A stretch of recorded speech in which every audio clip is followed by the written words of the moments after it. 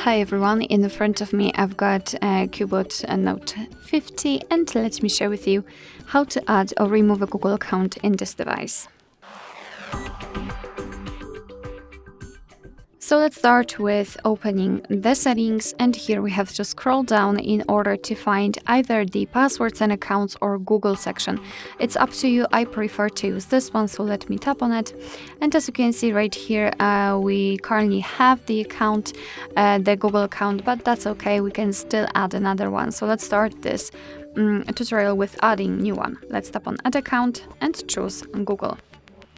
Make sure that you've got the internet connection because it is required, and confirm everything with your screen lock. You can use Wi-Fi or mobile data, it's up to you. Right here you can either create a new account if you do not have your own yet, or simply type your email or a phone. So let me quickly do it, kind of quickly, and tap on Next. Right here we have to enter our password, so let me do this out of the screen.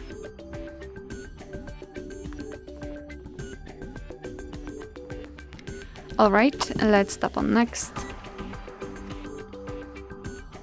Here we've got Google Terms of Service and Privacy Policy, so of course you can read it, just tap on it and there you've got the info, and tap on I agree after reading.